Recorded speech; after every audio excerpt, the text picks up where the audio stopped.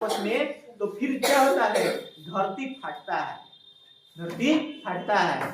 उसी में से जो है ये भूकंप निकल करके आता है। फिर हम लोग उसमें से कुछ नाम जानते हैं, ज्वालामुखी, टी-सुनामी यानी तूफान, तूफान भी ये समुद्र में से आता है, कहीं और कहीं से नहीं आता है। वही अर्थक्वेक यानी भूकंप। जब ये दोनों प्लेट्स जो है आपस में टकराएगा, तो जब टकराएगा तो जाहिर सी बात, जैसे आपस में बादल टकराता है, आवाज आता है, हैं? तो हम लोग सुनते उत्तराखंड में, हिमाचल प्रदेश में बादल फट गया, सुनाई देता है ना जी, कि बादल फट गया है। अब जब बादल फटता है तो पूरा बाढ़ का बाढ़ आ जाता है। यानी कि जब बादल फटेगा तो जाहिर सी बात है बादल वाष्प है, भेप पड़ेगा तो पानी है, पानी गिरेगा तो जाहिर सी बात है बाढ़ आएगा ही आएगा। ठीक उसी तरह से इस जो है इसके नीचे क्या होता है, प्लेट्स है, जब आपस में टकराएगा तो फिर जो है मिट्टी का लेयर ऊपर उठेगा। जब ऊपर उठेगा तो जाहिर सी बात है उसी को हम लोग भूकंप बोलते हैं। अब ये समतल जगह है, इसी के नीचे प्लेट टकराएगा, जब ऊपर उठेगा तो जाहिर सी बात है एक जगह तक सीमित ना है, ये नहीं ना है कि 20 फुट 50 फुट इसके नीचे खोद के बनाया गया है, 5 फुट 4 फुट यही होगा, होगा ना, है कि ना। अब आगे ध्यान दो, है अब इसको ध्यान दो, ये देखो अब हम लोग देख रहे हैं इसके हिसाब से। अब देखो इधर है, जब हम लोग देख रहे हैं इसके हिसाब से, जब इसको इधर ले जा रहे हैं तो सामने ये दिखाई दे रहा है, ठीक है, दे रहा है ना जी,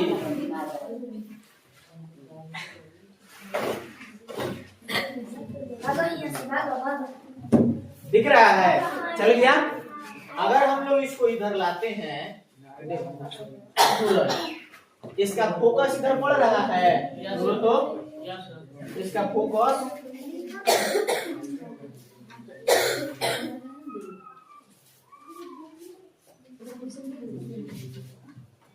अब ध्यान दो, इसका फोकस इधर पड़ रहा है। अच्छा ये देखो, इतना दूर तक इसका फोकस पड़ेगा, इतना दूर तक इसका फोकस पड़ेगा, और इसके बाद से इसका फोकस नहीं पड़ेगा। यानी कि इस वाले पार्ट में जो है, ध्यान दो इधर, इस वाले पार्ट में जो है इसका फोकस नहीं पड़ेगा। जब नहीं पड़ेगा तो जिसके कारण से क्या होगा, ये सूरज की किरणें जब दिखाई नहीं देगी तो उसी को हम लोग बोलते हैं क्या हो गया है, रात हो गया है। अब जब इस वाले पार्ट में रोशनी पड़ेगा, जब ये घूमेगा इस वाले पार्ट में रोशनी पड़ेगा तो इधर तो दिन होगा, और जब ये धीरे धीरे ये पीछे चलते जाएगा, देखो ये पीछे चलते जाएगा, ये पीछे चलते गया, ये सूरज आ गया, ठीक है।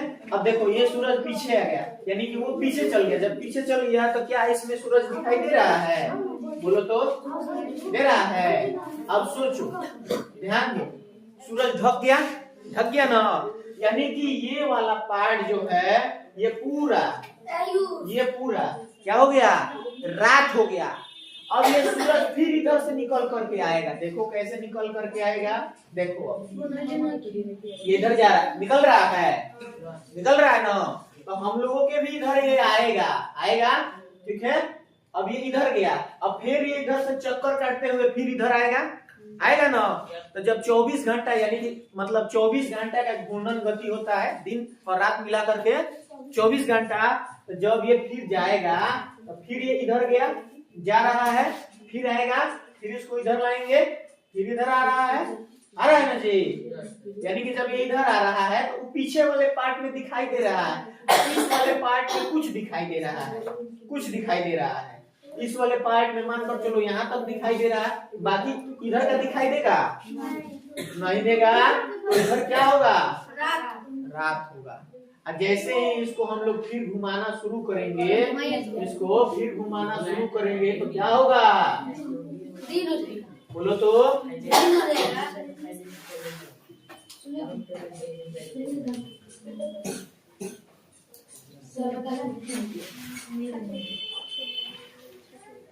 ध्यान दो। अब देखो इसको घुमा रहे हैं हम लोग, ध्यान दो, अब घुमा रहे हैं, ध्यान दो इधर, ये दूर भाग रहा है ना, अब फिर उधर से घूम करके आएगा। ये तो बोर्ड है ना, बोर्ड है तो उसमें दिखाई नहीं दे रहा, फिर ये उधर से घूम करके आएगा। जब आएगा तो कहीं ना कहीं इसका ध्यान दो, कहीं ना कहीं ये देखो ये सब भी ग्रह है, ये जो छोटा छोटा दिख रहा है ये सब ग्रह है, ये जितना छोटा छोटा दिख रहा है टोटल ग्रह है। एकदम घूम करके आएगा और आने के बाद से फिर सूर्य उसमें दिखाई देगा, बिल्कुल देगा। आ गया आ गया आ गया ना जी इसमें। यानी कि घूर्णन गति ठीक इसी तरीके से काम करता है, ठीक है ना। हम सोचते हैं कि ये सूर्य जो है चक्कर काट रहा है, लेकिन सूर्य चक्कर नहीं काट रहा है, नहीं काटता। काटता कौन है? और तो ये इस प्रकार से है। अब जब घूमेगा तो क्या होगा? ये दिखाई देगा। अब तो मालूम चल गया ना जी, हैं?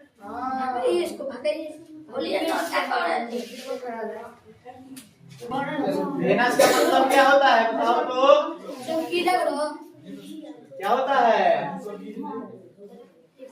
वेनस का मतलब? अब देखो तो इसको दिख रहा है। चलो इसको अब हम लोग हटाते हैं, ठीक है।